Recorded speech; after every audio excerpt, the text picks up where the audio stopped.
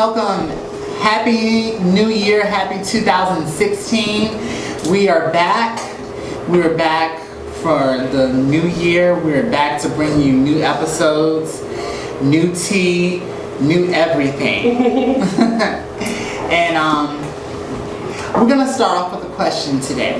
The question is this: have you ever felt that you did not identify with the gender that you were born in? That's the question that we want to ask today, because our guests today and ourselves have asked that question many times before, and that is a question that is going to echo out through the episode. Have you ever not identified as the gender that you were born as? As a matter of fact, you know, when me and Miss Gia Mande were walking here today, my God, yes, men are horrible. It's a couple guys basically just said, are you guys men? Are you guys men? You know, and it just, you know, you just brushed it off your shoulder. We didn't say anything, but you know, the fact that they still trying to holler though. That was the funny thing about it. Still are you guys men? And then they was like, but y'all beautiful. We like that. And child, y'all men is crazy. But you know what? Not to get too much off the topic. Today's guests are basically asking that very question and have asked that question.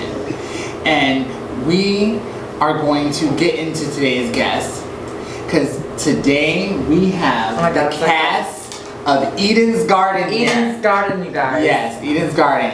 So let's go to a clip of the new season of Eden's Garden.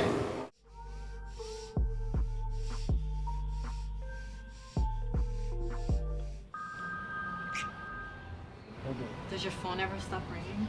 Do you ever stop Snapchatting? When you on Snapchat, do I interrupt you? Matter of fact, let me Snapchat this. Nah, let's not. I don't want to be on I want to all that. Snapchat. No. Hey, Snapchat me, my boo. Eden, look, please. Tell the Look world at- how you rather be on your phone than hit some making. Look at that. Oh shit. Hold on, Ryan? Oh shit, it's Ryan, yo. Hello, Ryan? Ryan? You know, we just showed a clip of the new season of Eden's Garden. You know, we're really excited about, you know, all the press that Eden's Garden has gotten, you know, and we are excited about what it's done for the movement for the transgender community, because it's brought trans men to the forefront. And I just want to, you know, thank you guys for being that representation for the trans men out there. You know, one of the question that I wanted to ask, as I start the show, is have you ever not identified as the gender that you were born as? And this is a question that we as trans people tend to ask each other, and it's a question that we echo throughout our lives. You know, not feeling comfortable in the gender that we were born in. And I just wanted to know from you guys, like, what do you think of that question when you think about, you know, the gender that you're born in, and, you know, not feeling comfortable in the gender that you're born in? Right. Well, thank you for having us on your show. I mean, as far as for me to be who I am today and everything, and transition to the man I was, there was never a comfortability to like identify with the birth sex I was, which was female. Since I was a kid, you know, I identified with my sex at 4. You know, that was before, you know, the hormones, before I had sexual urges and everything. I told my mom and dad I was a boy. Of course, parents don't think you know who you are by then. They think everything is a phase, a test and trial, like you're going through things. But for me to live comfortable as the gender I wanted to live, my parents thought it was being a tomboy. You know, I had young parents, so I didn't have the strict parents or the religious kind of parents. Even though my mom, she tries to identify with the Christian religion, but that's for her own sanity. I used to wear boy clothes. I had a boy name. I had an actual unisex name, so it kind of fit who I was well. My mother had 7 sons and all. I was her first. So the therapist even said when he made stick figures that could have been another reason that I should have been born a boy as well, because she produced no females that wanted to be a female at least. So Yeah, so it was never like a comfortability for me to live as a female and then just go through a moment like, okay, I want to be a boy now. Like everything from when I identified at 4 years old prepared me for when I went through the physical aspect and went to the doctor and started hormone therapy. It prepared me mentally, emotionally, spiritually to make that decision and stand by my decision, regardless if friends or family accepted me or if I was going to be on my own. And I did it when I was broke. I didn't have no money. New York City has a lot of benefits, so it helped me out do it at 19 or 20. I'm 27 now. So that is intriguing. At 4 years old, you knew exactly, you know, that you were standing in your truth at 4 years old. Yes. You know, that is intriguing. I want to ask, at what point would you say that you realized that the world was not as embracing as you would like them to be, you know, to your gender presentation? I know, like, as far as transgender people, we always had the narrative to be almost on the defensive side or the victimized side of the conversation. I also been out on my own since 13, so I had a headstrong personality from a young age. Basically, I had to be more mentally advanced for my age so I could do what I need to do. You had to be in hustle mode. You know, so that mentality I had of what other people think, or, you know, just being passive about how I have to live my life. I don't have those kind of personality traits. Also, me being black and Latino living in this society, I already went through the different, like, system kind of issues regardless of being trans. Maybe being in an educational school system that is below the average, or being in urban communities that has a lot of oppression because of the need to survive, and the crab in the barrel is very high in our communities. So those kind of things, I already had an intake compared to just being transgender. But me living through that, surviving that, also made me have a more stronger kind of energy just to be who I am. And I understand that being a black man in this, you know, country, it comes with certain dynamics. You don't have that many times to make mistakes, the racial profiling sometimes, and just the opportunities is slim. You have to work extra harder than the next person. Yeah. Even though I'm Latino. The odds are against you. Yeah, so anybody that want to transition, I say, you know, your mother have to do what they have to do, your father has to do what you have to do, you got to do what you have to do for your life, and don't cause that victimization, kind of what other people is going to think, put that in the forefront, because you're going to attract those kind of situations to you, you know. But I want to let my voice also talk. Yes, Next. Yeah. Most definitely. Introduce yourself. Well, I'm Devin Lowe. I'm from Houston, Texas. I'm 23 years old. I'm an activist and advocate. I'm one of the main cast members on this new season of Eden's Garden. I'm really happy to be here. What would you like to know? What we would like to know is, like, what was the pivotal point in your life that you decided that, you know what, I'm going to live my life as my gender that I feel comfortable with. I'm going to say fuck everyone else and I'm going to do this. Well, I came out when I was 17. Okay. Going on 18 years old. So, came out as trans? Yeah, as transgender. Okay. Yeah, I've come out many times, many different ways, but as trans, yes. I came out at 17. And that was only because before that, I had no idea that trans men even existed. Growing up in Texas, being in the deep South, it's not like here in New York City where it's much more liberal here, and there's a lot, people are much more educated as far as the LGBT community in general, versus I grew up where there's so much homophobia, transphobia, and racism. I'm sorry, what is your racial background? I'm half Jamaican, half white. Okay. So my father was born and raised in Montego Bay, and my mother was white. So that must have been a very interesting dynamic. It was. Everybody assumed I was Mexican, you know. So I don't speak now. Now everyone thinks I'm Puerto Rican, but No. But yeah, as far I came out, I met a trans guy for the first time in my life when I was 17. Like, had just turned 17, and like it just as soon as I met him, it just instantly clicked for me. Because previously, growing up in my whole life, like I had never felt right. I had come out as a lesbian at some point. You know, I was always very, very masculine presenting. When I was young, like Seven said, the age of 4, I remember like dreams at the age of 4 where I was always a male in my dreams, like, and I always thought that was really strange. Like, it didn't seem strange to me, but it seemed strange to other people. It seemed weird, and like I always liked women. Like I came out and said I liked women when I was like 12 years old. Even though I am pansexual, I like people. I don't just like men or women. You know, whatever floats my boat, I guess.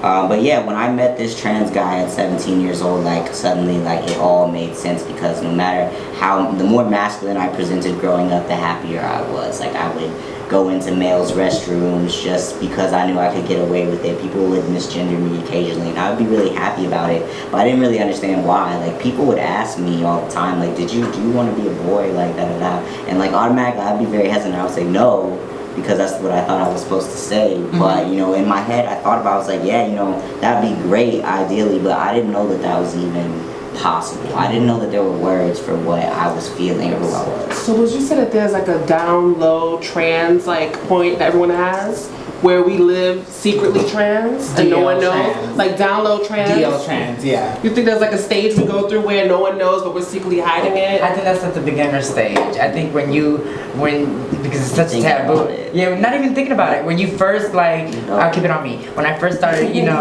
yeah, because I don't want to say you and you.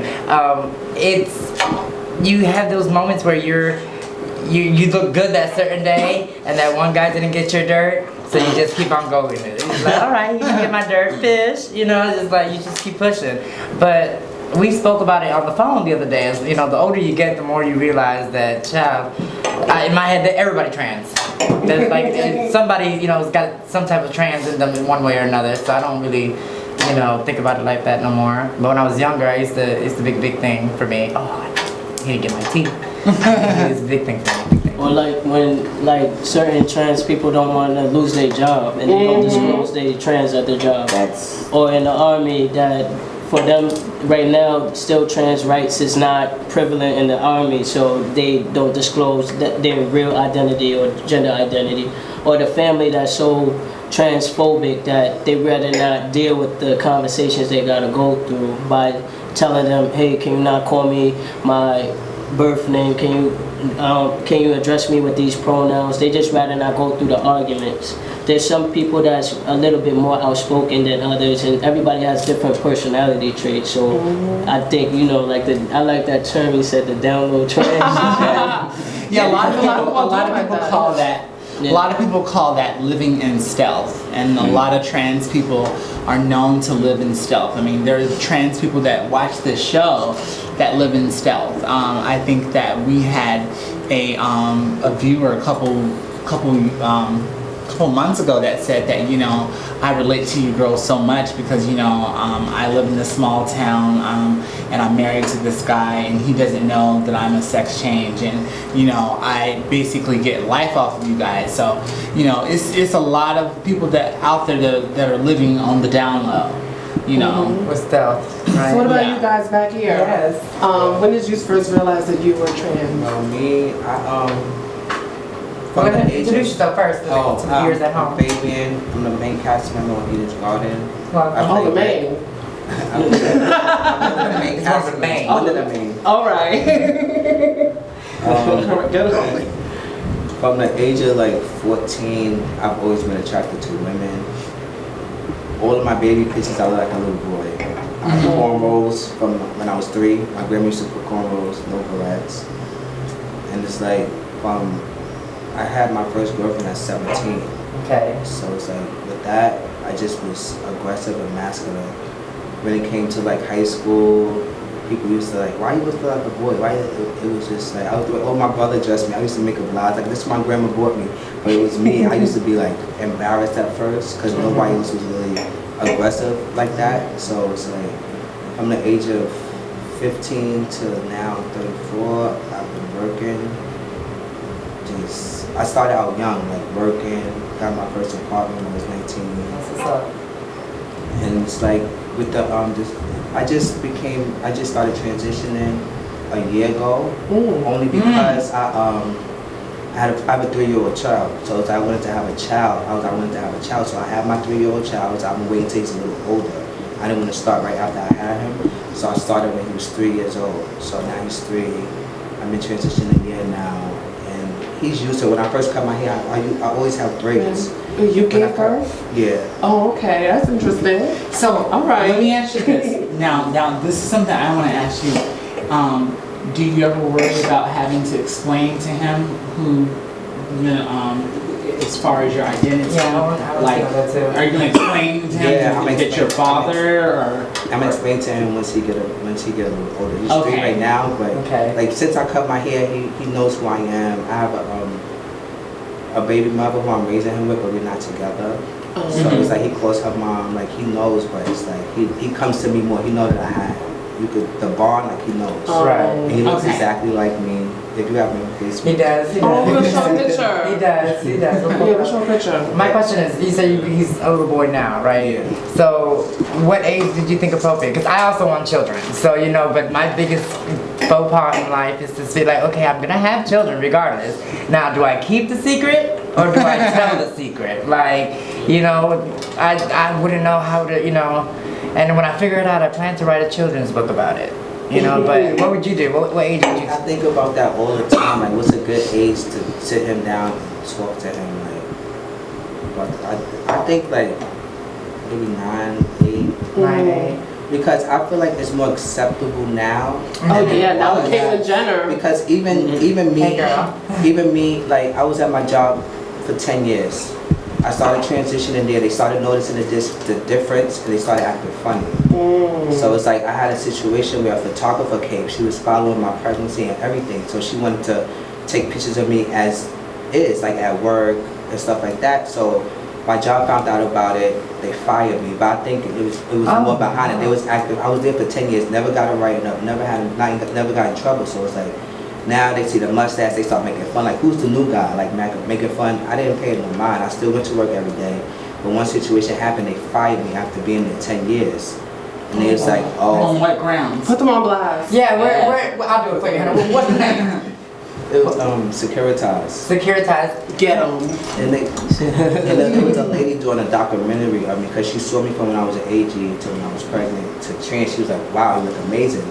And I haven't even been on T for that long, so she was like, wow, it really took effect. Well, my whole life, I've always been like a boy. I was raised with brothers and uncles. My grandmother she used to buy me boy clothes. I never had to like fuss and fight with her. Like my mom would like put this dress on. I'm like, no, I don't like it. I don't want boys to see my stuff. So it was like I got away with and that. And just to clarify for the audience, when you say you haven't been on T, Testosterone. Okay, because some of our audience could get that confused with like other stuff, like Tina or whatever. Oh yeah, no. There's some messy children out there, child. Some messy punks out I just there, wanted to baby. clarify that. There's some messy punks out there. Yes, I'm talking about My whole y'all. life, I've been like a tomboy. From my first was a girl. Since I transitioned, right after I had my son, that's when I dated my first trans woman. I've always been around, but I wanted to see what was the difference. But now I feel like dating a trans woman, I'm more comfortable dating a trans woman than a biological female because I feel like they're more understandable and we're both transitioning, so we know the struggle. And you can be yourself. Biological females don't really get it, and like my baby mother, she still call me my birth name. Like to this day, she's Does it not. piss you off? It pissed I me know off, that, but I'm just like, all right. Like she don't really see it. She's not really with it. Child, you take your fist. On to the next. But we're not together. Yeah, regardless. And that's another thing. She's over it because I'm with a trans woman and not her. So it's like, Life, then you die. That's what I told her. Life, then you die. And what about you, sir? What is your? Who are you? And My name is Jay. I'm from Brooklyn, 38 years old. can you speak up? Yeah. I don't know what to say. There's At what moment did you want to live in your truth? man, I'll tell a funny story that I'll Okay. tell a few people that know me pretty well know this story about being in a single parent home, you know, mom had to work a lot, and plus she went to church a lot. And all those times I didn't have to go to church with her, I would obviously stay home alone. And you know, there was times I had an older brother and sister. They would visit, you know, but they didn't really live with me. So you know, their stuff was always there, but they weren't there. So I was always home alone. Long story short, my sister left her makeup kit there, and my brother left all his shoe shine kit and all his do-rags and stuff. So I'm playing dress up, but not like regular girls play dress up. Not the way we would play dress up. Like kind of, yeah, like not how you girls would play dress up, but kind of how we would dress up. So I get in my sister's mascara, and I'm all with the, it's funny because I have a great beard now, but you know, I'm all with the mustache and the beard. I put my brother's do-rag on, and I'm just walking around the house, just, you know, with my chest out, and just... How did that make you feel? I felt terrific, but I was 6 or 7 maybe years old. And so this is weird for if you have a 6 or a 7-year-old daughter who you love and was doing these type of things. And it's weird if you have a younger sister who is 6 or 7 and you come home to find her playing in your makeup case, but not putting eyelashes or lipstick, but instead trying to make herself have a beard and a do-rag. And so my sister called me, she came in the house, and she wasn't happy at, you know, all she called me all the weird words that, you know, nobody can say now, you know, all of this. She called you. Yeah. Oh man, just, you know, all kinds of faggot and weirdo, just, you know, family, just like, you know, just tranny, just everything, just weird. And I didn't know what any of those words were. It's some Jerry Springer show. Yeah, Jerry Springer show. And you know, she tried to, you know, we had a big fight, and I was like 7, you know, but she was trying to, I guess, wash my face, but she ended up like really scrubbing, and it turned into a big deal. My mom came home, and I was so nervous about my mom finding out what type of makeup I had on, and my mom was just more concerned, like, you're really overreacting. Your sister's playing your makeup, like, stop. Like, and my sister's trying to explain, like, no, you don't understand. He's trying to look like a man, like, you don't get it, like, nobody understands, you let her get away with everything. And I was just like, I had got away with it, but I just think, like, she really overreacted, number one. And just number two is just like, I just really understood right then, like, what it was going to be like if I tried to express something like that. If my sister, you know, we had the same mother, you know, and we were raised, you know, pretty close. If she would do this to me, then like, what are other people, what is the neighbor going to do, or the person across the street, or God forbid on the train, or, you know, what are they going to do if I try to reveal myself in this way? So, you know, I had to keep a lot of stuff low key, like under wraps, and I knew that because there was violence involved, you know. There's hatred involved. There's morality. You know, they pick up the Bible, they throw it at you. You know, literally, they throw it at you. Like, it's a weapon. They don't just like, oh, read verses. Like, they hit you with it. Like, literally, like it's a belt or something. You know. So, you know, being trans in Brooklyn in the 80s, in the 70s, growing up in the wrong body was just always something like you knew that it was possible. You know that if you grew up, when you're a grown up, you can do whatever you want. But as a child, like, you have to respect every single person, because God forbid somebody says something about you. There were rumors, you know, growing up, you know, she's gay, she likes women, you know, she's wearing 3 earrings, you know what that means. You know, no, what does it mean? You know, it was just it was just like a thing for, I think, gays or dykes in the, you know, I saw her on Christopher Street, you know what that means. Okay. You know, you got we've been looking for 3 earrings now. I'm like, wait a minute. You know what that means. Like 3 earrings? I wanted to ask something without getting into people's deep history. Out of 7 of us, has anyone here dealt with sexual abuse? Because a lot of people think stigmatized, like that transgenders, something happened to us, someone touched us. So anyone here has dealt with sexual abuse growing up? No. Okay, so none of us. 7 people. 7 transgenders. Wait, sexual abuse is when you're being fondled and you're like, no, it hurts, right? That's one way. Okay, They're well, abusing no. you sexually. No. Okay. Well, because a lot of people say that, oh, you know, transgender, something happens to Oh, them. somebody made her that way. Well, I used to Or someone yeah. made him that way. I used to get that a lot, you know, like, oh, are you gay? Who raped you? And I'm like, oh really? I'm like, yo daddy, bitch. It's like, That's such a big misconception. And so instead of playing safe and stuff, you had did a campaign with Carmen Carrera for We Play yes, Safe. I saw that. I Oh my saw it on god. the train. I'm like, True story, yes. oh my god, I think, is he from I was that like- show? Yeah. How was that? Yeah, tell It us was, about it was her. fun, and I would like to shout out the New York Department of Health for wanting just to put more visibility to trans men, especially trans men of color. It was fun on set. They had a lot of good house music, a lot of photographers, makeup artists, but it was basically trying to end put a different kind of notation or energy on the stigma with, you know, it comes to HIV and the use of PrEP and safe sex and, you know, basically they got us all over New York on buses. They do. Oh, yeah. They do. Yeah, They do. They do. So when did you know that you were standing your truth as a trans woman? It was many. Okay, look.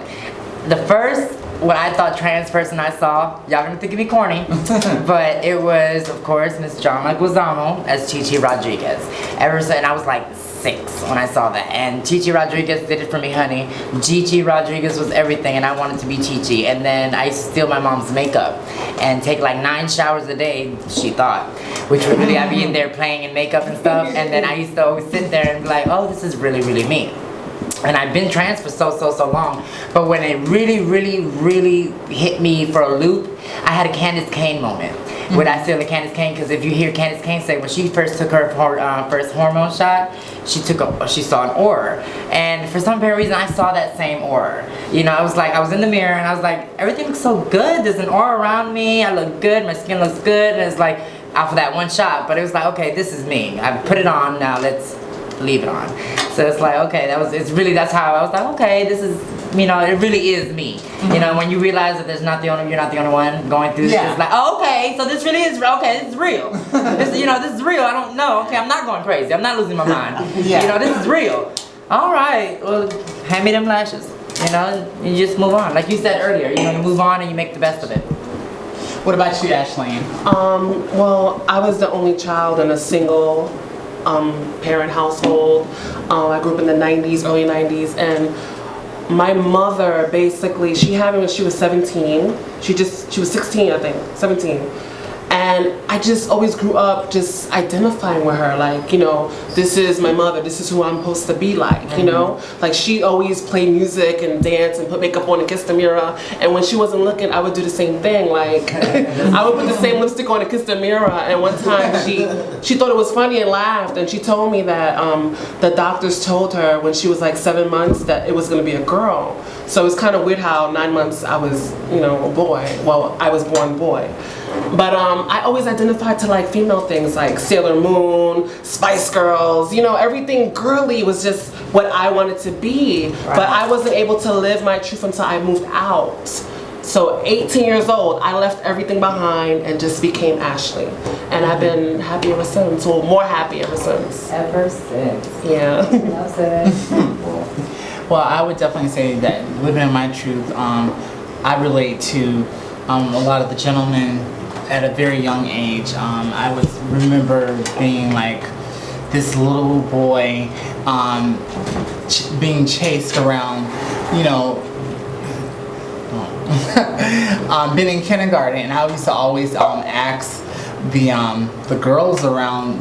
I would always ask the girls like in the playground, like, why aren't the little boys chasing me around like they're chasing you guys around?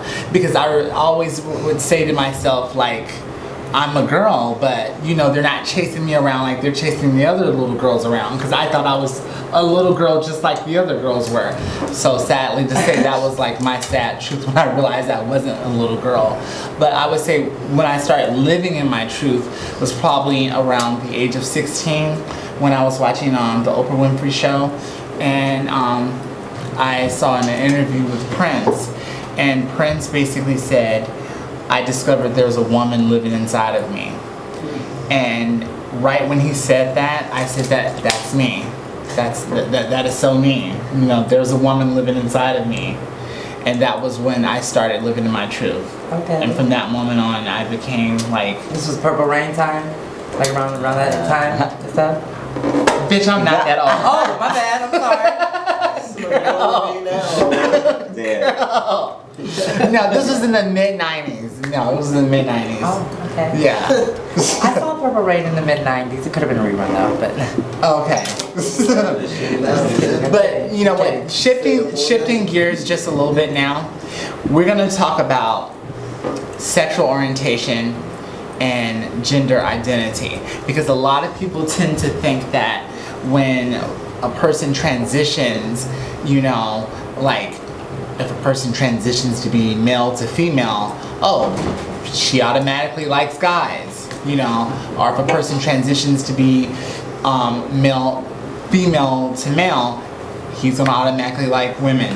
So basically, we're gonna talk about the difference between the two, because you know, all the guys here, all the girls here, we all have a lot to talk about in regards to, you know, sexual orientation and gender identity. And we're all sexy and we all have sex, so this is gonna be interesting. So, Seven, why don't we start with you? Well, as far as for me, right now I'm in a relationship with a trans woman.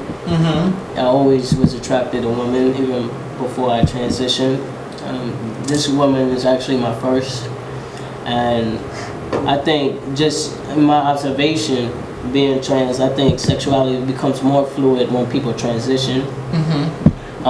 They probably might try people that they probably wouldn't have had sex with before, whether it's a gay man, a trans woman, or a fellow trans man, and things of that nature. But me just speaking on what I'm attracted to is trans woman, and I also, of course, I'm attracted to females if I'm attracted to trans women.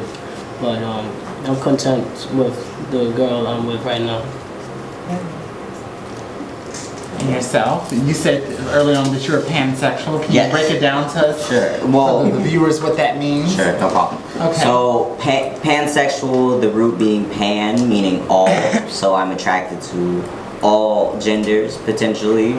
A lot of people get that confused with bisexuality, but bi meaning two. Typically when people think about bisexual, they're thinking of cis men and cis women. Yes. But pansexuality acknowledges that there are more than just men and women. There are people who identify as gender queer or gender fluid, or people gender non-conforming, or people who identify with both male and female, or people who identify with neither. Like you've got two-spirited individuals in the Native American culture. There's just gender is a spectrum, just as much so as sexuality is. And so like pansexuality really acknowledges that, and I acknowledge that I can be attracted to anyone regardless of gender or what they identify as, because you know I think that how can you really like just X out like millions of people, not even millions, billions, like 50% of the population. Like when men and women come in all shapes, sizes, colors, like they're all so different. Like people are so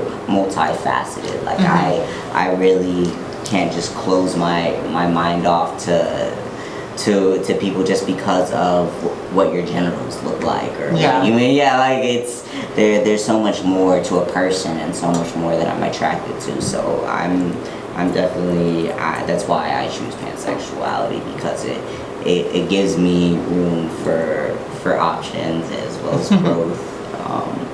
But yeah, so. You know, I would say one thing that annoys me the most about a lot of trans women in our community, and I say this specifically with trans women because I hear this from trans women, is trans women that judge other trans women for, you know, dating another trans man. Yeah, or dating another trans woman, because this is what you hear. Why would you go through all of that? You know, why would you go through all this surgery and everything just to date a woman and everything? You know, why would you do that? And it's just so ignorant to me, you know. I think like in our community it's a lot of insecurity and jealousy. So let's say for instance like a trans woman like that's dating a trans man, it'll be probably her girlfriends in her ear like, you know, because they mostly like to focus on what's in the pants. So Yeah. some they identify a man just having a dick or being born with a dick. So that's all they focus on is what's in the Treat her like pants. shit, But- and rob her and beat her, but she don't give a fuck about good We men. said that last time. Some girls Keep don't us feel secret. fish unless they get beat and robbed and Yeah, stuff. so it would be the friends that be in the trans woman's ear. And so if you're trying to like accommodate your friends and the views that they have of you, this like the love life you have with your partner, how that partner supporting you, being there for you physically, mentally, emotionally.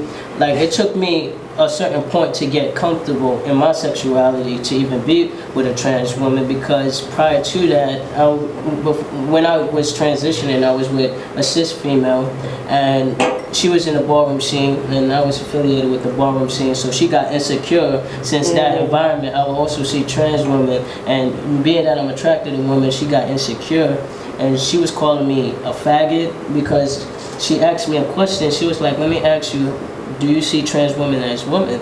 And I thought to myself, that's like her asking me, do she see me as a man? I said, yeah, I see them as women.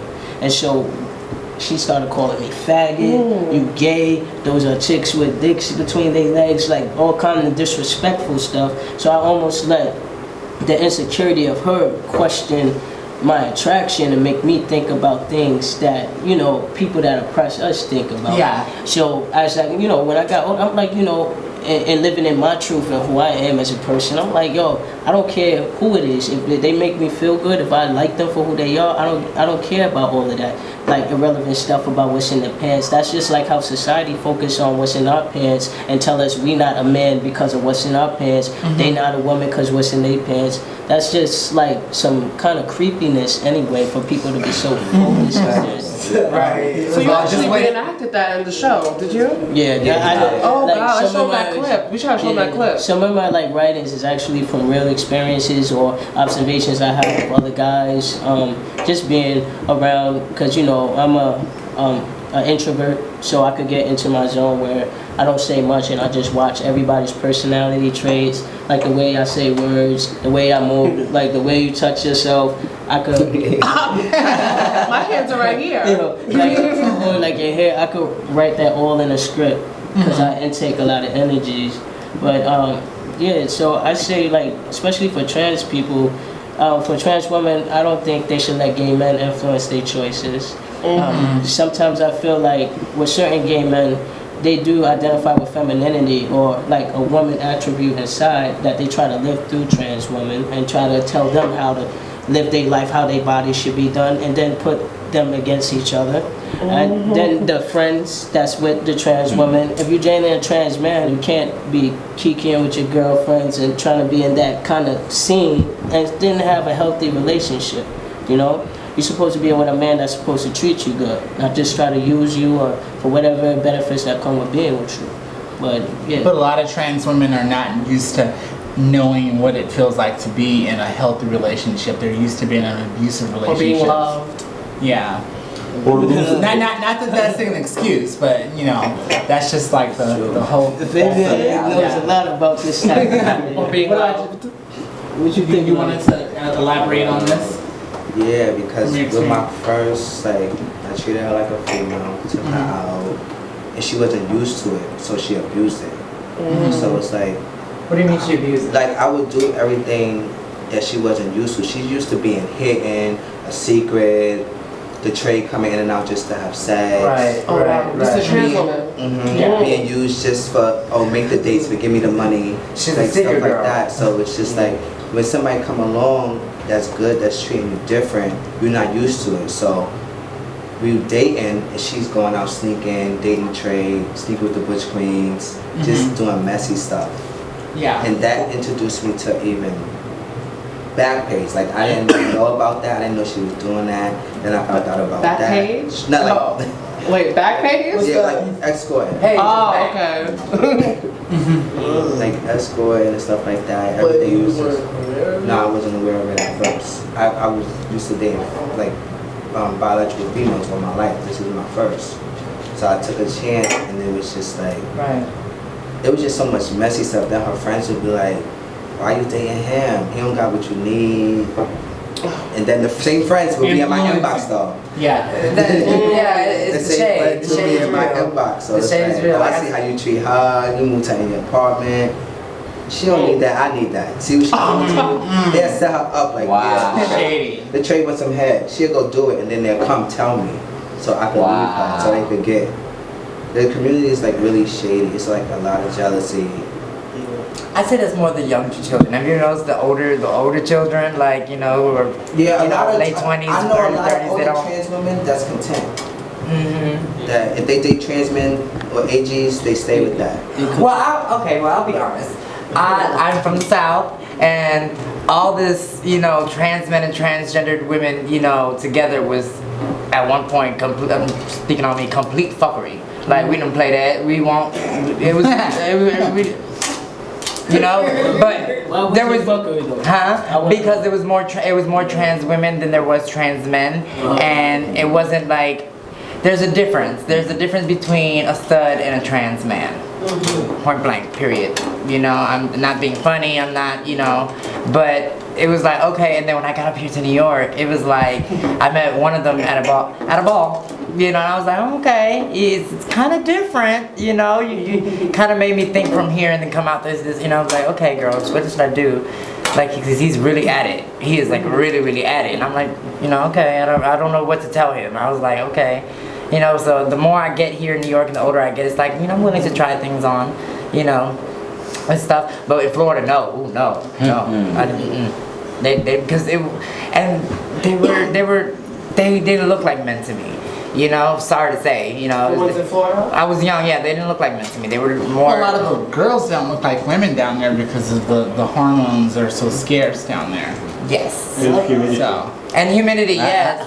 Speaking of which. Yeah, they couldn't make us. Yeah, I also say, like, you know, just because we trans is not like we trying to have the whole world date us and say you should date us. But if you are somebody that you attracted to the person and you want to be with them, and then you not being with them because of what your peers are saying and all of that. Yeah. That's weak to me, and that right there that's the point. That's like you said. That's the fuckery. That's what I don't understand. And I mean, as far as me and my relationship with mine, like, you know, she's doing great right now, working, career, and, you know, I'm a very loyal, passionate person. I support mine with their dreams and everything, and it's a lot of difference with being from cis females sometimes, and which I like. You know, it's little attributes and personality traits that's different, but if, like, for instance, even if you in a culture that's not used to dating trans men and you're attracted to men, I want to know what's in your head that's making you think that might be fuckery.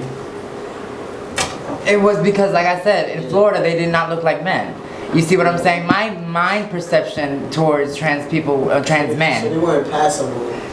Something like that. Like these were, you know, I can't take you seriously if one day I see you in a dress and the next day you're, you know, I can't take you seriously like that. You see what I'm saying? Like, I met you, now if I meet you as a man, I'm gonna, you know, continue, you know, that's how I'm gonna see you. You know, don't get me wrong, I have been with a woman before, you know, but she was, as she was, a woman. You see what I'm saying? But back, you know, to Florida, they didn't come, you know, they didn't take themselves seriously out there compared to some of the girls that did take themselves seriously. When you move to a big city like New York and, you know, you have conversations with, you know, with people that you didn't even know was trans, you know, that's when you start sparking a different, you know, oh shit, I was sitting here talking to all right daddy, and I was like, yeah, that's all you can say is all right daddy and stuff, because oh, my brooch fell.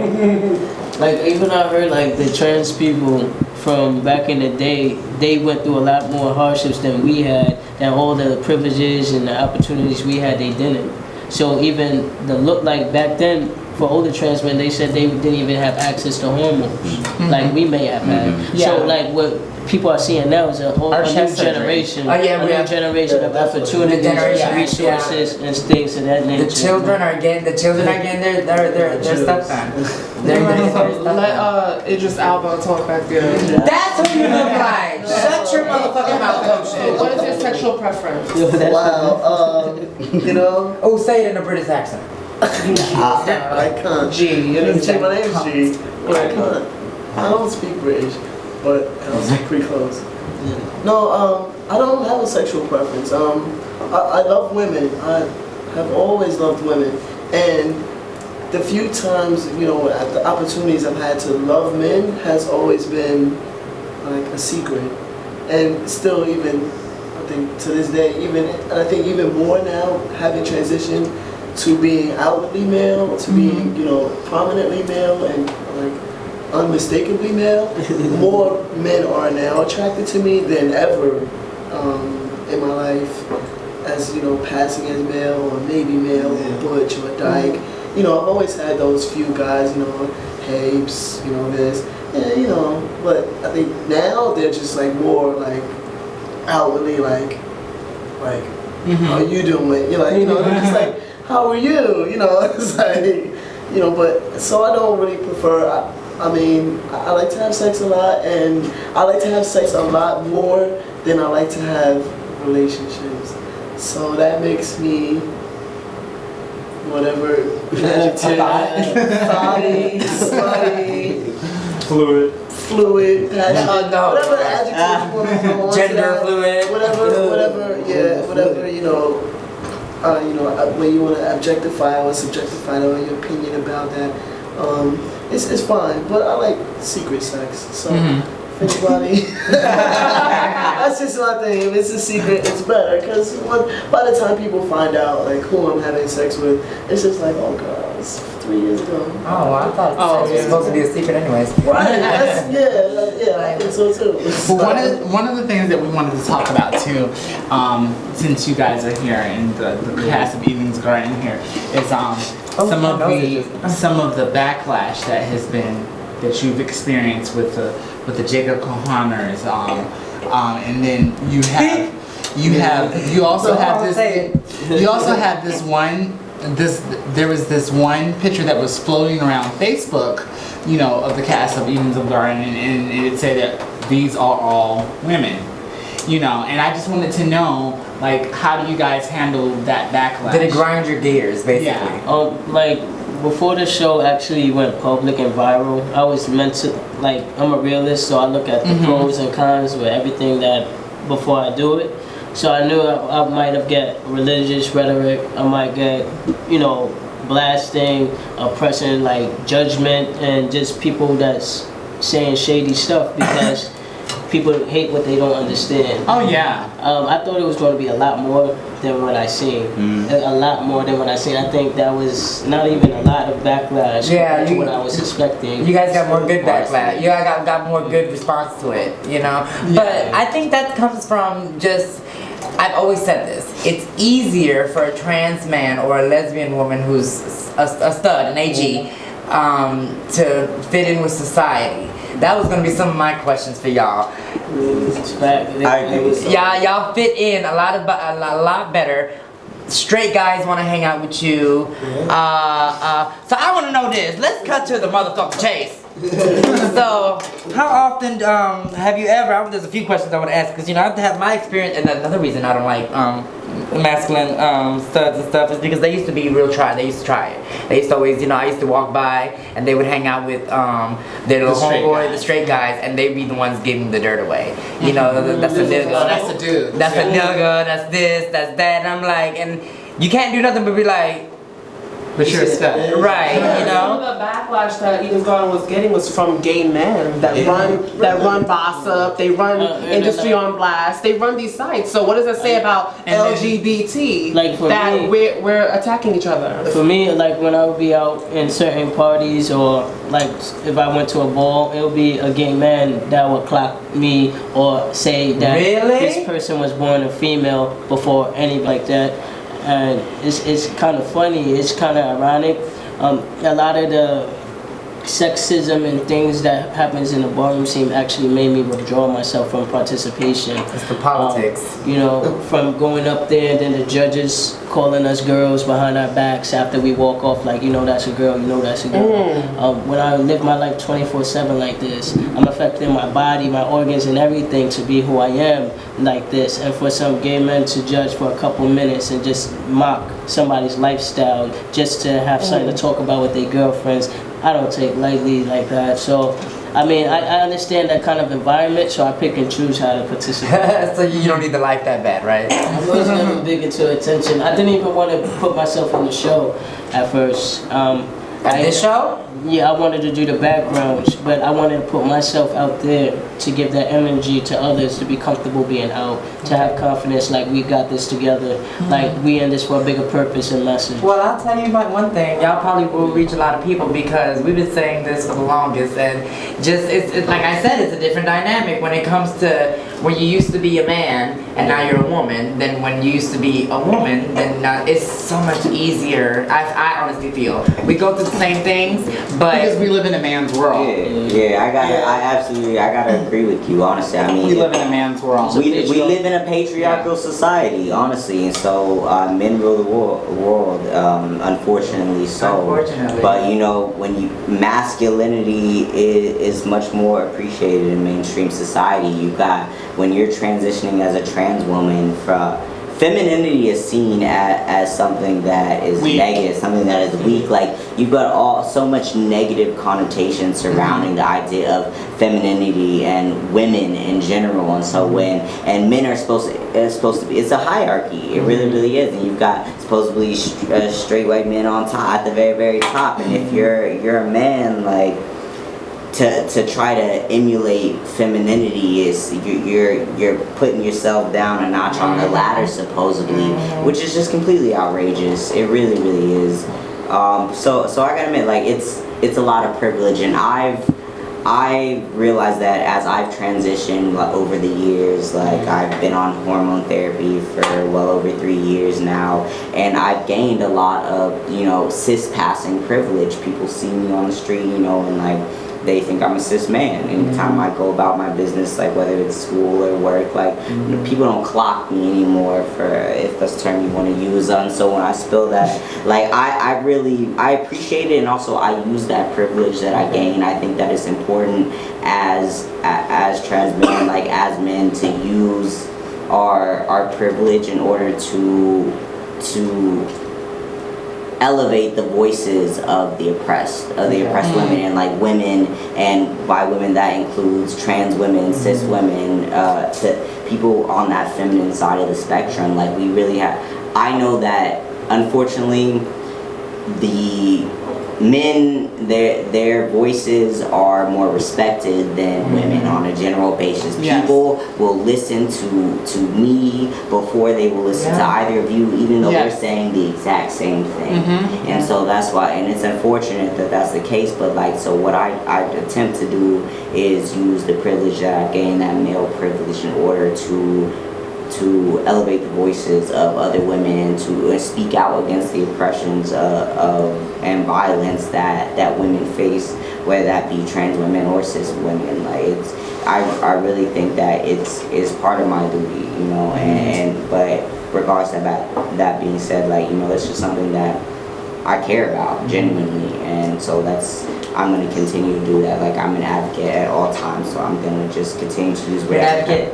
Yeah, and as I expect you at the wig drive. Yeah, no, absolutely. I'm gonna bring you some clothes. I will, and like all of you should too, honestly. Yeah, please too. So I want to ask you, Seven King, do you feel that Eden's Garden, the having this show, basically, do you feel that having this show helps other trans men that are out there, that are struggling with their struggle, move forward?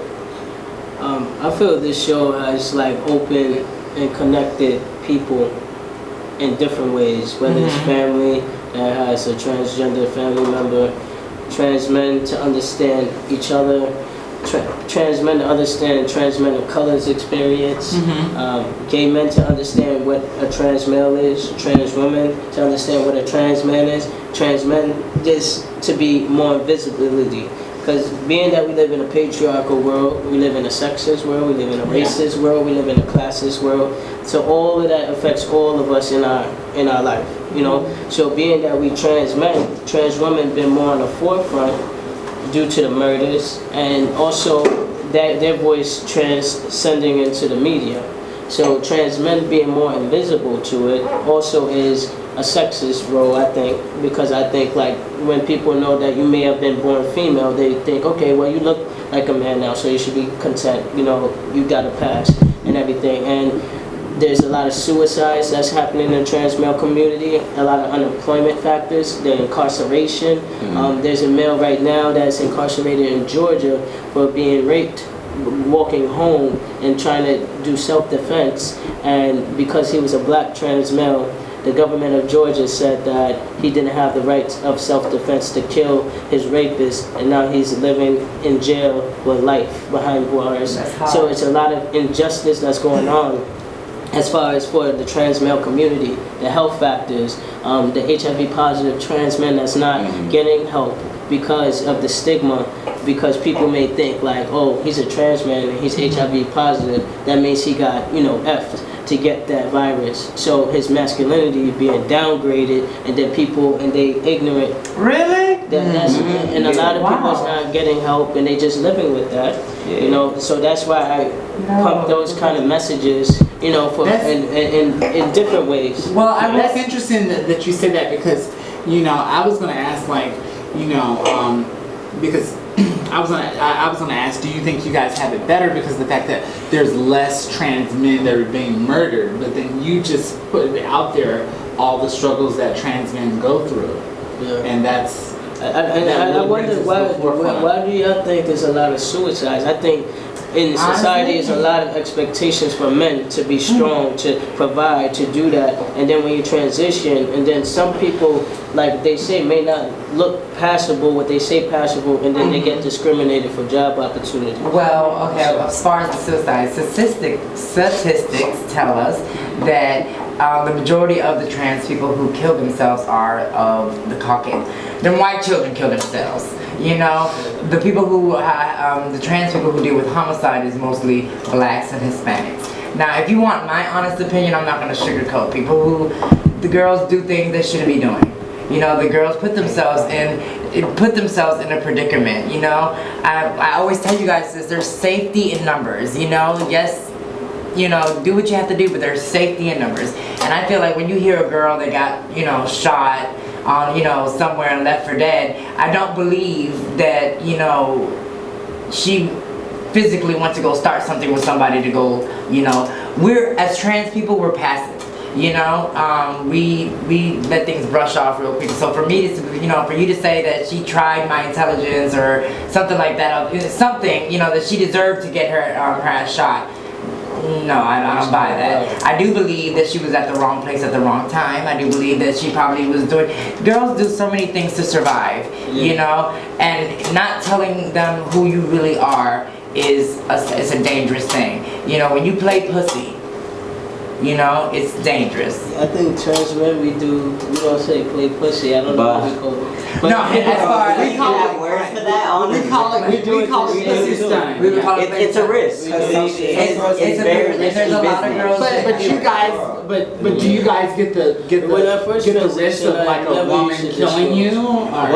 Well, I just I don't know. But some they will go to the extreme. You don't never know what's in somebody's head. Like they could get some dude that they know that do something. But my perspective when I first transitioned was like, I don't owe nobody no answers for me living my life. So I'm not gonna walk like a walk-in exhibit and announcement.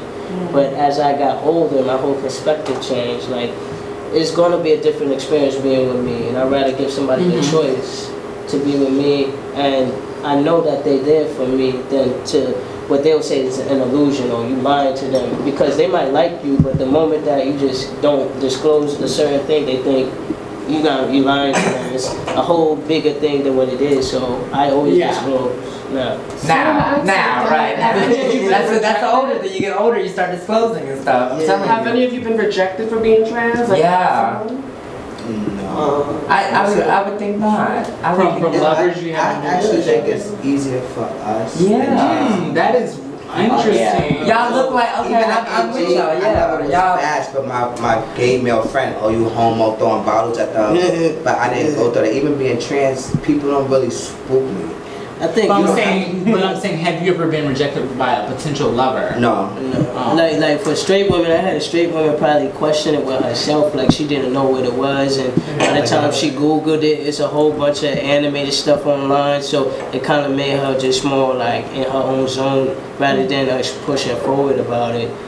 That's the. I don't say that. That's very intriguing. I've been rejected like after the fact.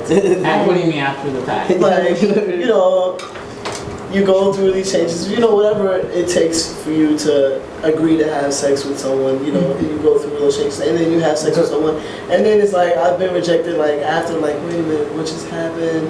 I'm not sure, like, these guys are like, wait, am I gay now? They start having, and then I don't hear from them, and the same thing has happened with women, you know, so it's like, the same way, like, it's weird, I'm a lesbian, you're a man, it's, you know, it's, they have these second thoughts, and then I don't hear from them, so I take that as rejection. You know what that's called? That's called TWS. We talked about that. Transsexual withdrawal syndrome. When after you've had sex with a transsexual and you basically start having this withdrawal of like questioning yourself and this overwhelming guilt of like, what did I just do? Am I gay and everything? A lot of heterosexual men go through this after they have sex with us as trans women. And that's another question. Has any of you ever had someone leave you for a biological cis man? Like a cisgendered male? Like they cheat on you with a cis man? Yeah, a lot. I was saying, Also, you the love doctor, huh? I mean, that's it. Anybody? That's it. Yeah, I Everybody think had someone leave them for. that's just part of That's a life. fair question. No, because it's like, but then that gives you the feeling that you're not good enough. So how did that make you feel? It made me feel like I wasn't man enough because my ex left me for a tranny chaser. Treat her like shit. Yeah. It makes you want to move back to a small town and act like you don't know nobody. So first I was down and I was like, nah, it's not me, it's her. And then he turned to her. All the money she was making, he was just taking it and spending it with his next girl. So That's horrible. well, like for me, as far as what I know now, I don't go through that experience. I'm all about detail, know everything about a one-woman man. So if that is going, like, I haven't been through that experience. But So I'm still. Let me ask y'all. So, is there a time? Because I'm looking at all of y'all, and you know, I feel like when it comes to the trans men, I feel like there's no getting. I have to really do like I have what I like to call a spook tar. Like I can catch another girl. I can always catch the other girl, but I'd be looking damn hard. I'd be like, wait a minute. For a split second, you back there, I didn't know, like, oh, he's okay, wait a minute. I was like, I'm gonna have to see somebody, you know, but you grow and you learn things, and it's like, okay, wow, it's like shocking. It's like, y'all don't really do much, but y'all come out with the best, yeah. Y'all don't do, compared to us, hair, makeup, tits, boobs, ass, all this, and all y'all do, I saw the clip of you said all you do is pop a little testosterone shot. That was a narration, like to like. But however the case may be, that's really sometimes all you have to do.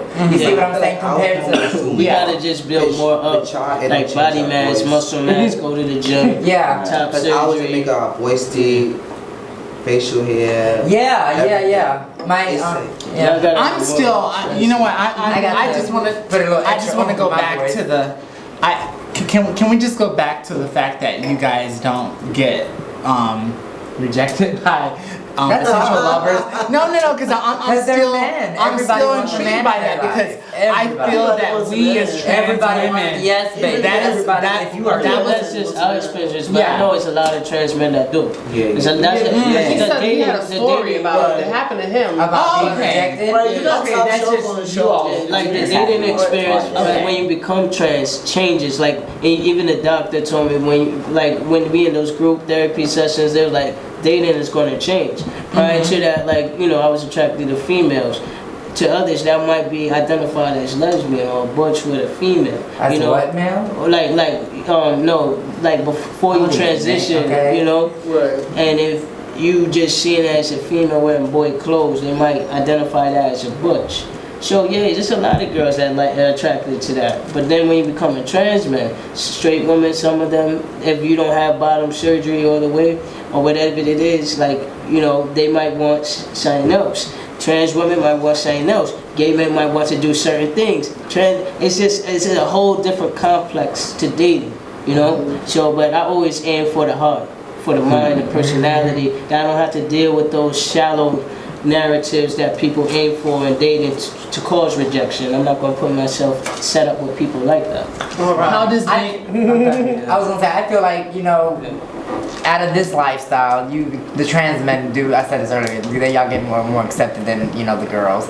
If anything, y'all get, oh, he cute, before any type of read compared to us, and be like, girl, that hair, you know? And you be like, girl, who the hell did she think she is? And, you know, compared to, you know, if I was to be like, hey, look at him, you know, and now look at me. You see what I'm saying? It's like, they're gonna go up for him, it's gonna take a couple of seconds for me to be like this and say something real cute, or I might have to roll a blunt with these long ass nails for you to see my fish. You know what I'm saying? Like, Well, I think that's true for any girl, though. For any girl? For any girl, just not even a trans girl. I don't normally hang out with cis women. So yeah, but I do. So I can attest to that. What you're feeling is normal for any woman. It's like as a man, girls just I don't like Simon having a tie, a shirt, and a tie. Me and him don't, and you guys ladies are wearing, you know, just dolled out with the hair. And see, but we did this for y'all. Like, yeah, okay, well, fuck them. I did this for y'all. Like, that's what I put on my bed. It's like men, we show up and we're like, oh, I forgot to shave. Oh, I know. oh, can't do that. should I have worn a tie? I think that's just. I think that makes sense. Extra I mouth. think that roll that much. Yeah, I think that just makes sense. Just I do this one long hair right here. Like, There's so much competition that within just the fits trans more into the head of over than anything but it else. is. You're absolutely You right. got your bags, you don't got your bags, so you're a drag. Yeah. You a film. Trans men pick each other apart the same way. Say that again, 7? I said trans men, they could pick each other apart the same way. Just because I did a show called Eden's Garden, I did it for visibility, I did it for creative writing, I did it for freedom amongst each other, and all the great positive things that come with it. But also, trans people could be very toxic people. To each other. I have a question. So, because I have a question, I had caught a couple of episodes of it, and to me, Eden's Garden is what Noah's Ark should have been, in a way. You know, because before Noah's Ark, what do we have? Queer as folk. And you know, those children turn it. Oh, yeah. Those children turn it. Those children turned it, and then and then out came out Noah's Ark, which is like a complete. People went up for it, but it was not really what I expected. It wasn't giving me what Queer as Folk. Yeah, it didn't. Queer as Folk was getting. Then when I Well, it came didn't upon, have the same funding that Queer as Folk had. It had a logo. That's fair. it was true. But then when we came upon, you know, I was like, oh, this might get, you know, to be big, like, you know, it might get picked up. Have you ever thought about sending it to Logo? Yeah, this year, actually Logo, I have a contact for Logo that contacted me about a certain way they wanted to pitch the show, but I'm not trying to compromise this kind of content. I also feel like I have to protect this kind of dialogue since it's representing trans males, and I'm not going to just sell out just for money and let them distort this kind of content. This year that's what the aim is, for it to be picked up, and that's the kind of meetings that's being on the table right now. And since I want to get picked up, I can't put all the content ideas I have that for it to get picked up, but I also made a promise to the audience that they will have a show from us, and that's why we put it out how we put it out. And another question, are you going to keep basing it on just trans men, or are you going to throw in a transgendered woman to the cast so it can, you know, eventually? Yeah. And if so, can I audition?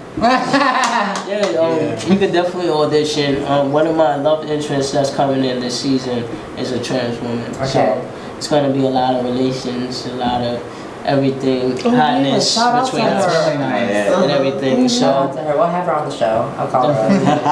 I'll arrange it.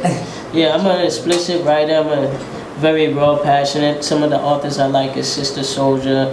Anybody that do reality, Spike Lee. I like, you know, just people who are not fearless to put out messages to make people be like, okay, you're going out of the political kind of box and everything. I met Spike Lee. Yeah, I like Spike. I've met him. So would you say that being a trans man of color has been a advantage for you or a disadvantage for you? I just noticed the same things that I put in invisible and speaking about or speaking against. I still may be going through those same things that I'm putting in the show and everything. I refuse to be victimized. I refuse to walk on crow. I know that we all beautiful. I'm free. I don't live by the Americanized Western culture kind of social condition mentally of who I am. I identify with who I am. And I just feel that me living out in my truth as a trans rather than living stealth has also caused a lot more kind of attention or attraction to who I am as a person, which also crossed over to the work, to the film, to the series, and things of that nature. Well, the only reason I say that is because throughout the show's history, I say that it's gonna be that one cutie pie black man that's gonna get us to the limelight. You see what I'm saying? Or bring us to, to the forefront. Like I always said, if Wayne said that he liked special girls, the entire world will say, I like special girls. You see what I'm saying? So we have a following. But you have a following. You see, and I say you should write it. I feel like it would be cute to write in a transgendered woman, so it'd be more, that was just versatility towards it, and then you can bring, not just have, what's it called? Not a guest spot, but actually have one trans. She could be the butt of the joke, and then every three. Like the sister to the brother. Right, and then every 3 episodes, she has a little problem that she deals with and stuff. She doesn't interested in adding 2 Look at you, co-writer. Oh, not a co-writer. I'm actually interested in adding 2 trans women. So if you're interested, if you don't mind living in front of the camera and acting and being an A game and consistent and professional, it could be you, but you can definitely try. Oh, yes. I will. I use the monologue that got me bomber jackets. How about that? Go first. You asked this question a month ago over the phone when we first did the initial contact, and I said that I've dated a trans man before, but I don't think I would probably take one seriously because I'm such a thought dick hungry type of girl. Slut. But having this conversation with you guys has opened my mind up. It's definitely helped me understand you all more. It's definitely helped me understand that there's more there than just the penis and everything. So I would say yes, I would be open to dating a trans man. And I'm not just saying that. I would definitely be open to dating a trans man because it's hard out there for a trans woman, and if a man comes along that basically is handsome, has the spiritual, financial, and the emotional. Like when you old and 60 years old, those are the things that matter. Yeah, those having are the a things dick don't make you a man, because there's a lot of fatherless children that just had a dick and they nutted and they're gone. That doesn't make exactly. And I'm starting to believe. I'm starting to realize that as I'm getting older, and I'm realizing that I'm having different needs as I get older. So definitely, I would say I would be open to dating a trans man. That's cool. I think I could have an emotional connection, but I can't have a sexual connection.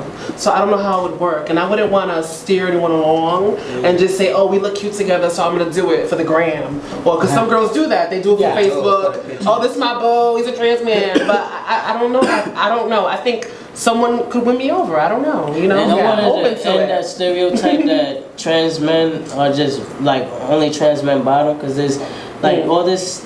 I think the kind of like subconscious pause is because of you thinking about what's in somebody's pants. But sexually, when you really like someone, the sex is the easy part. That's the easy part. But no, trans men are just not bottoms to people who may have been born with something between their legs from trans women to gay men or men. That's a conversation you have to have with your partner. Yeah. What do you like in a bed? That's a question that a lot of people wonder. They want to know, how do trans men do it? The same way. But God forgive me, the same way the other lesbian do it. I'm assuming you was trying. I don't think it's the same. No, not any other. Excuse me, let me rephrase that. As someone who does anyone want to take that That's a position. personal question. I apologize. Let me Yo, rephrase that. you got that one? Yeah. I mean, like I said, I mean, we're all individuals, and so, you know, Yeah. it varies from person to person what people like. But I mean, if you want to know about me personally, you know, I'm very versatile. I'm a verse top with women, verse bottom with men, but verse all the same. So it just depends on the person, really. Like, you know, it's however we're vibing. Like, it doesn't. It's up for conversation, most definitely, but there are a lot of ways to go about it, and you know, sex can happen many different ways, and you know, sex isn't all about penetration. For some people don't even enjoy that, but you know, not to say that that's me. No, but yeah, like it's all good. Like Seven said, it's really a conversation that you gotta have with your partner. It's a conversation for the interview, but don't get it misconstrued, because you know, a trans man will top you very quickly, just like a trans woman. Can I ask trans woman something? Y'all been out here for years. How many men y'all know that might be attracted to y'all, but then like getting topped by trans women? That's the same notation that they assuming that trans men automatically gonna want to be a bottom, and that is nothing like it is. Like you have to go by individual base. I didn't listen. I'm 29 years old. I would assume that we were playing the gender roles. You're man, I'm woman. You know, point blank. You know. Yeah, so nothing. I would be on the bottom. You see what I'm saying? I'm not like we But like that's the understand thing. each They're other. roles. I'm talking about society and people. Okay, I'm talking about people the outside bottom of of what though? Now you Listen, okay. I'm not talking about us. I'm talking about people outside of us. Like, you know how society, what they call with chasers and stuff, their kind of relationship to you, not us, because we understand each other's perspective. Right. So that's the same kind of how society But looks at what I'm trans trying to say is men. that you said that most people think of trans men as bottoms. Okay, I'm tired. I want to know how big is the strap on. I just want to know. Well, how big ask that. the Jeez size, Louise. some people carry, 6 inch, 9 inch. I know a trans man who actually keeps it on all the time. Yeah, some people do that. I mean, Okay. it's not just. It's not for one like. It wouldn't be just called a strap on. It would be called your dick. And it's a lot of men that don't have strap ons and go through bottom surgery. Okay. And you gotta go through phalloplasty or metaplasty. Okay. And that's this is like somebody's gender identity, how they live as a man. So this is not just a game or like, oh, I'm just strapping something on and off. Like that is like a sensitivity to those kind of things, because you have to do what you have to do to live as you have to live. Like trans women, and there's different things that they do when they put on their clothes to live comfortably as they have to live. Yeah. But yeah, like some people go through and get bottom surgery, and it's up to the person, the individual, if they want to get that. Okay. Would any of you get the bottom surgery? I thought about it. Yes, I already saw it. How advanced is the bottom surgery right now? I think it's became better today. Does it get wrecked and? Yeah, when you go to certain doctors and when you pay money, when you get stuff for free with Medicaid, sometimes you wind up with Exactly. Botched. I mean, Why you turn the camera to me? That's like, hey girl. In conclusion, we had a great discussion here today with some nice gentlemen. We got a chance to learn a lot of things. So in conclusion, what do you want our audience to take away about their perceptions about trans men? Well, I want to just say Happy New Year. It's the beginning of 2016, and thank you for having all of us on your show. Of course. This conversation was a realistic conversation. It's a conversation that a lot of people think inwardly, and we just wanted to come here and represent who we are and also represent the content from Eden's Garden. This year you can expect a lot of new content, new characters, a total of 7 episodes, 1 episode per month, and I am also producing a major film, a feature film called Ballroom Entry, a drama, a love story, a heartbreak story that will also be submitted into the Tribeca Film Festival. And I just thank you for having us on the show. I want y'all to know that we are all human, so let's never take away that human experience for who we are and who we choose to be. And if you trans, live your life and live your life smart. and understand it costs money to do everything, so save your money. And I look forward to giving you more content for the world to see. Thank you. I want to thank y'all for having us on the show, and I just want to tell the audience that just living your truth, because at the end of the day, it's you living. My mother, my father, they don't really accept what I'm doing, but I feel like at the end of the day, Judgment Day is going to be me. It's not going to be them. They lived their life, they did what they had to do. So just living your truth, and it's hurtful for family to not deal with you. But my mindset, I just cut them off. Whoever deal with me, whoever deal with me. Like family events, Christmas, Thanksgiving. I had my own Thanksgiving this year. This was the first year I actually did because of my transition, but I was fine. My mother still deal with me. My grandmother called me the name that I want to be called. So that was like a big blessing. Two of my brothers, right? That's my brothers support me a lot, and that's who raised me. So This is up. just living your truth. I just want to say, do whatever you have to do to survive. If you're in a situation where you're not in control of yourself, you're not in control of your decisions, your choices are being made for you, your ways being paid for you, then just accept, what it is, and always keep in mind and keep in your heart, who you are, because after this, you're in charge, and then it'll be up to you. Just do what you have to do to survive, make it out alive. That's it. Tevin? Yeah, no, honestly, thank you so much for having us all out here. I really appreciate the visibility, because I know that's what a lot of us are trying to do. The only way to end that stigma about trans people is through having continuous visibility and showing us that, we are real people, individuals. We all have our own story to tell, and hopefully through seeing this, people can understand, trans women are women, trans men are men. There's nothing more to it. Like we all have passions, hopes, dreams, loves, and lives, and we just trying to do the best we can. And like once again, like we living for ourselves, and I really hope that everyone watching just really can get there and live their truth and do whatever it is that you want to do and be who you want to be, because you're the only one that can do it, honestly. Like, be you. Well, I thank you guys for coming out. Before we close out, Ashley, did you have anything? I just want to say, I love what you said. Just for people that just watched this, hope you watched it with an open mind and just respect. That's all we want, is to be respected, and that's it. Yeah. You give respect, you get respect. And before we close out, I'm gonna let Miss Gia tell us about something really good that Real we're doing quick, you in guys, March. before we go, Man-Made Productions, along with Tea Time with the Girls, will be coming. Tea Time with the Girls and Man-Made Productions. However you want to say it. We'll be coming together March 31st. As some of us, and some of you know, and some of you who don't know, March 31st is Trans Day of Visibility. So that day we were hosting a wig drive, Man-Made Productions, along with Tea Time with the Girls.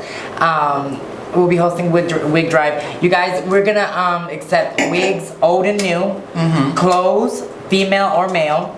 Anything you have, if you're in the New York area for right now, if you're in the New York area and you have some clothes that you want to donate, we'll have a P.O. Box number down there. Go ahead and send it out. They can actually send inquiries to my email. Yes, you can hit Fox Giselle up and get any information that you want. We're going to have tons of things there that day. We're going to have free HIV testing along with PrEP counseling. We'll have some makeup artists there to help you get a new look if you guys need some help in practicing with your makeup. We'll have some hairdressers there to help you get your wigs together. The point is that no girl should be bald and no boy should be without a fitted. So please, if you're in the New York area, March 31st, you should come and see us. And it'd be great. There'll be tons of food. We'll have a great time. So, and you'll get to see some of the Tea Time girls, if you really feel it. For those hoes out there that say you got some words for me, I'll be there. I'll be there. And as we like to close off and say, if you can't be real, at least be real with yourself.